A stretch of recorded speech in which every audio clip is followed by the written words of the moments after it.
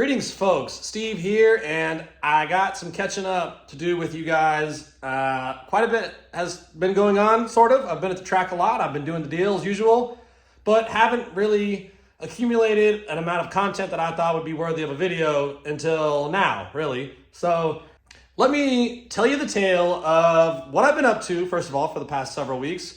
This tale is going to end with an explanation of why this familiar blue engine is on a stand sitting in front of Goldie right now. So let's get started. Here's what I've been doing. About a week ago, I replaced the gasket on the transmission pan, and the transmission started leaking like crazy ever since. Well, y'all, I'm out in the garage now with Goldie, and I don't know what happened when I put the transmission pan on the transmission the other day. It started leaking from everywhere. The car is now leaking from all kinds of places. I like the lube locker gaskets a lot. I've had really good luck with them on customer cars and on the Lexus, and that's what I put on it. And it's leaking like crazy. And I thought like maybe I overfilled it and it'll slow down, once it reaches its happy level. Well, it did not. There is a river under the car, and so I made a move to try to sort that out, and that's what I'm working on tonight. I bought this cast aluminum Summit pan for a Turbo 400, and I'm going to be installing that on the car. This is a much better solution for sealing. As you can see, it's all one piece, and it's a nice machined flat surface instead of the cheap stamped steel garbage that's on it now that I got off of like Amazon for like 30 bucks or something. So this one is going to hopefully give us a much better seal. I'm not even sure that all the leakage is coming from the pan gasket. I did the pan gasket. I added the high guard instead of the transmission fluid. Maybe the high guard is a leaker. I don't know why that would be.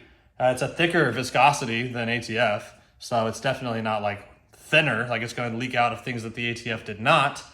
But in addition to putting the pan on it, I also got one of these boys.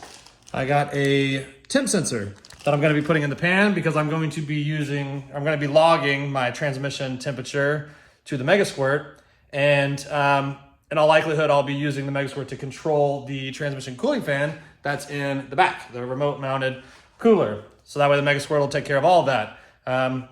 Right now, what I have is just a switch back there that as soon as the temperature in the line reaches like 190 degrees, the switch closes, energizes the relay, kicks on the fan. So the problem with that is I don't know if it ever works. Like I have no clue if that fan ever comes on. I've seen it come on before. And I've also I can jump ground to the switch back there and make the fan come on. So I know like the relay and all the wiring and stuff is good, but I just don't know if that switch, like how often that switch actually turns on.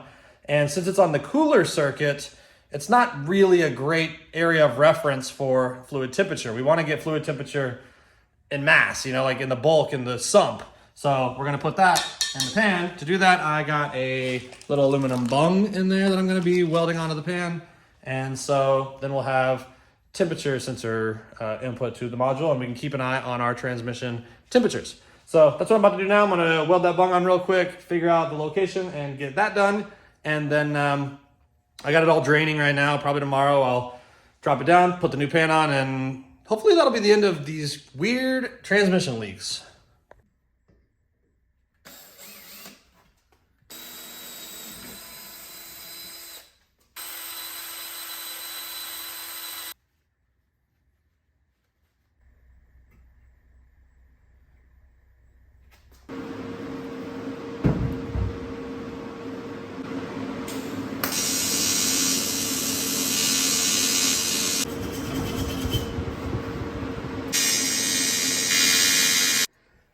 All right, so the bung is welded on. That went pretty good. This little sensor is just gonna thread in like that. And boom. You can just barely see the tip of it in the hole. That's all we need. So I heard about this place called Low Dollar Motorsports in my Turbo 400 group. And it's a pretty nice looking little sensor. The package comes with all your resistance values at different temperatures, so you can plug them into your standalone ECM to get it all calibrated. It also came, or you have the option to also get the connector. It's like a EV1 style connector.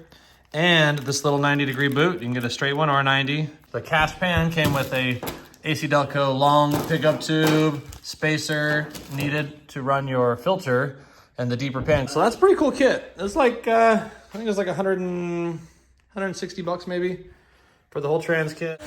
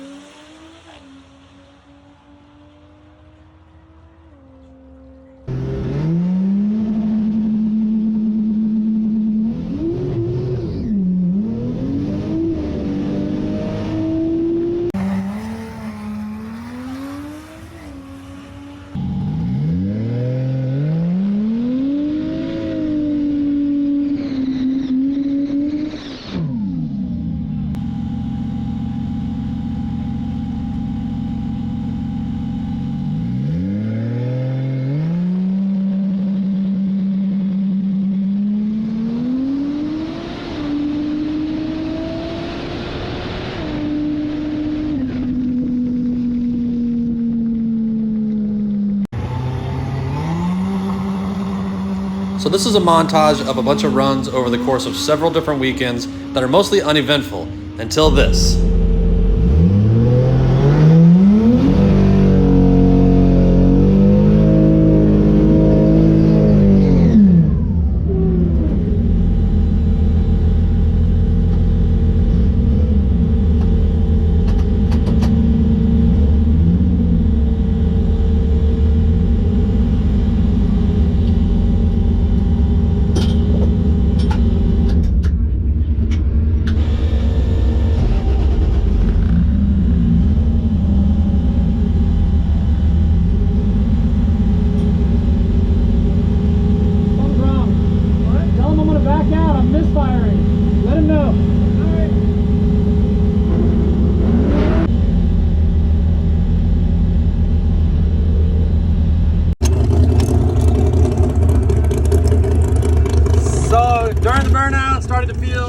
During the burnout felt fine. I did the burnout normally, but then after I came out of the burnout, I started to feel like a misfire. So I backed off the line, and this is persistent misfire. We started unplugging coils and found number one does not change the RPM whenever we unplug it. So cranking sounds good. So I don't think we have a hole in a piston. Hopefully the valve train's okay. Might have just killed a coil or an injector or something.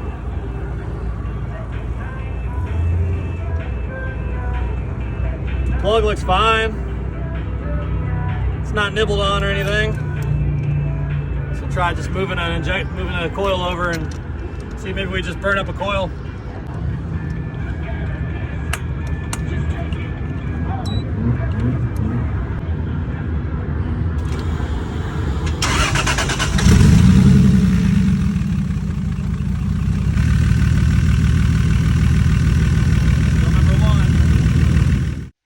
All right, so I'm back at the house now. As you guys saw, we had some engine trouble at the track. Did a couple of quick tests there. Moving coils and plugs around didn't seem to change the misfire situation. Then I moved the fuel injector from number one to a different cylinder. And I wouldn't say that the misfire moved with that injector or didn't move with it. It's really tough to say, but the engine clearly was running better after I did that. So just moving injectors around seemed to solve something. But then we had some other issues where this kind of intermittent thing where it's been surging real bad, going super lean intermittently. And I figured out some time ago that was an alternator issue. Intermittently, the alternator will start overcharging, and whenever it gets above whenever it gets up to like 15 volts, the injector, there's not really anything in the tune for that high of voltage. And things kind of start wigging out. So that's what causes that. It's done it very intermittently a couple of times. I was able to log it once, and that's when I saw how high the voltage was. But honestly, it hasn't done that in weeks. That has not been an issue lately until this problem popped up. Took my injectors to the shop. I don't think I filmed any of that, but took my injectors to the shop, flushed them all out, found I had one in particular that was on cylinder number one that was underperforming. It was flowing much less than the other ones. Got it all cleaned out, flushed out, brought them home and put them back in the car, started up, and it doesn't sound right. Even cranking, I felt like it had a hole that wasn't performing right. And then it started, and it's like, wop, wop, wop, wop, wop, wop, wop. So it's weird. It doesn't really sound like a single miss like it did at the track. Like, it's not just a rhythmic bop, bop, bop, bop, bop, like where it's missing every revolution. It's almost like a weird surging sound. It's just like, whoa, whoa, whoa, whoa. I don't have my thermal camera or any of my fancy gadgets here at the house, but I was able to just touch the headers, each runner coming out of the engine, out of running for just a few seconds, and the number one cylinder is not getting hot. So at this point, I think there's more going on. I'm gonna go ahead and just pull the valve cover because I really don't have anything in the chute for repairing this engine right now. I've got plans to do things in that return. I haven't started any of the engine builds. I have a good collection of parts here, but none of it's really good. I still need rods and pistons and rings and bearings and seals. So I'm not really ready to go and do all that right now. So I'm hoping we don't have a bottom end problem. I'm hoping there's just something going on in the top end that can be addressed much more simply, but I'll keep you guys posted on what I find. It's the 20th right now. So we got about 2 weeks to be ready for IFO.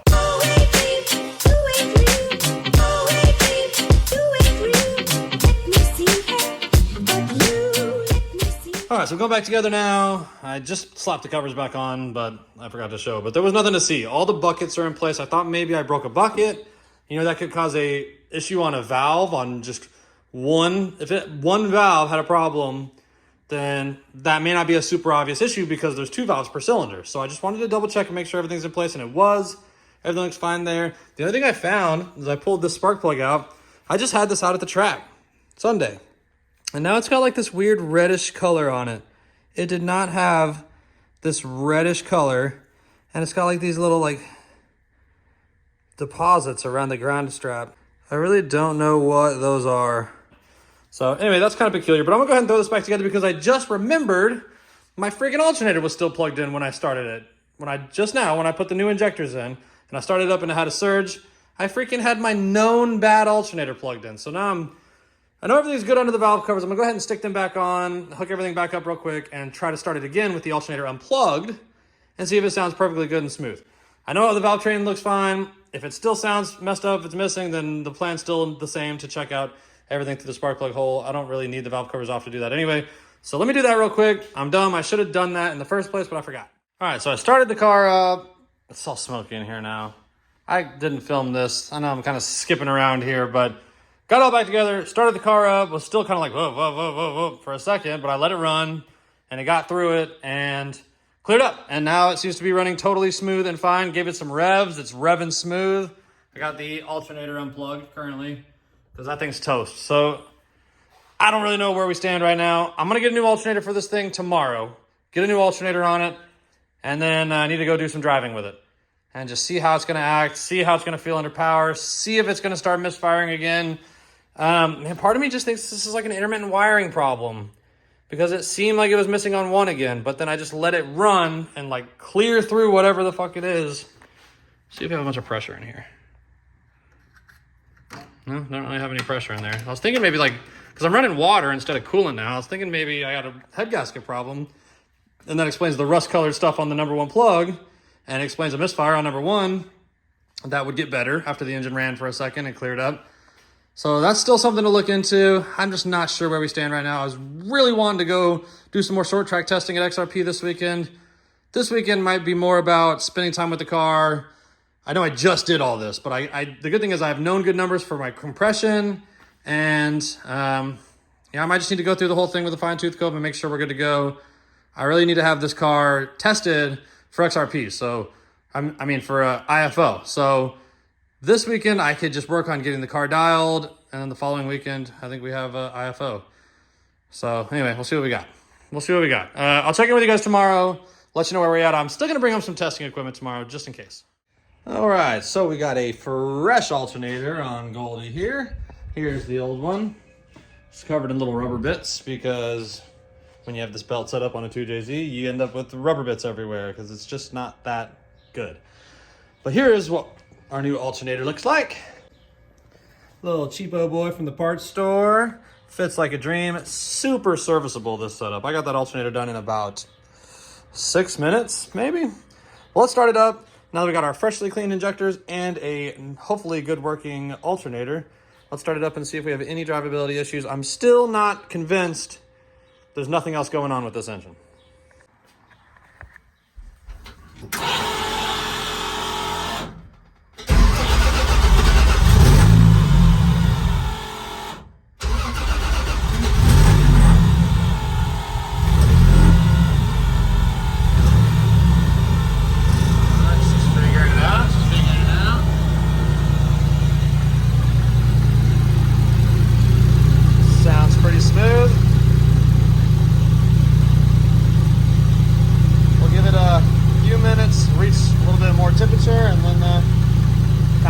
From there. So it turns out there was never anything wrong with the alternator at all. The voltage reading problem was caused by a ribbon cable coming loose in the Megasquirt when I was making modifications for the transmission temp sensor, which, by the way, is still not reading accurately. Anyway, long story short, got the voltage stuff figured out and put the old alternator back on because this one squeaks like crazy. All right, boys, back at XRP again. I'm going to be rolling all these little visits to XRP into one video because there's just not that much happening. Worked on a tune-up with nitrous after the hit. Targeting a little bit more boost, but back to the 4,000 RPMs. Looking at the data logs, I compared a 4,000 RPM launch to a 4,500 RPM launch, and there is no noticeable difference in acceleration out of the hole. Like, it doesn't seem to matter. I think we're just putting a bunch of extra heat in the trans and using a bunch of nitrous for no reason. I don't think it needs it. So we went back to 4,000 RPM. We are going to be running nitrous up until like 5,400 RPMs on this one. So out of the hole, there's going to be a tiny delay in the nitrous and a tiny delay in the timing to try to just ease up the striking the tire and just try to hit the tires a little bit softer. Prep's going to be good today. We're at XRP. It's always on kill out here. So let's go ahead and step up, make a pass. I don't have anyone here to film me on the starting line, so we'll get GoPro footage and we'll look at the log after the run and see how it looks.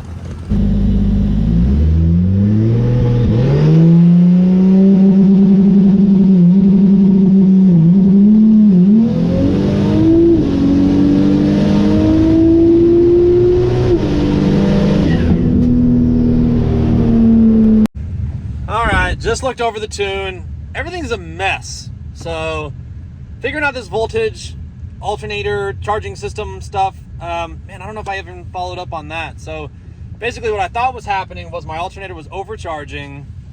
Turns out it wasn't. I put a new alternator in it. The same thing kept happening where the Megasquirt saw the wrong voltage. It was different than actual system voltage, and that makes it change the fueling like significantly. So while I was trying to work through all that garbage, I ended up adding a bunch of fuel to the fuel map. I thought I loaded an old tune so that it took away those changes, but on that run just now, we only ran 106 mile an hour, and that's because we were pig rich the whole way down the track. From the minute I got on two-step till I crossed the finish line, we were at 10.0 AFRs. So I pulled some fuel out of the entire map. That's a really scary thing to do, to pull such a huge chunk all at once, because I've also been kind of screwing with my fuel pressure regulator. I'm noticing it's kind of inconsistent too. After the car has been running for several minutes, it'll start to drop down to like 40 PSI, and I have it set to like 45. And so I was like going into the 30s the other day. So I'm like, oh, damn, like let me crank that up. And then I got here and started the car, and it was pig rich, and it was like 55 PSI at idle. I'm like, what the hell, man? So I lowered it back down a little bit. Anyway, I've been just doing too much to the fuel system. We've just been doing too much, and that just wasted a pass on it. The 60 foot was pretty good. It left kind of weird. I took away the timing delay because it like the actual timing when I let off the button was like 4 degrees. So I kind of felt like it was like you know, and I think that is what happened. So I put that back. I still have the delay on the nitrous coming on once we get out there. Everything else looked fine. Everything was safe. Just way too much fuel the whole way down the track. So I think that might be the only change I made. I saw several things I didn't like, but I touched up a few areas, did some things. I am running EGO corrections now, meaning the Megasquirt is actively trying to reach the target AFR whenever it's not right on the money, but that doesn't do anything over 70% throttle, so that's not affecting my pass at all. That's just, I did that to try to get a little bit better drivability. I don't know why it wasn't turned on previously. I guess when I was doing my initial tune, I turned it all off to set my base map on open loop, and I just never turned it on. Race car, you know. You don't drive it on the street that much, don't think about these things. But anyway, I'm going to go up to make another pass here in just a minute, and we'll try the whole thing again.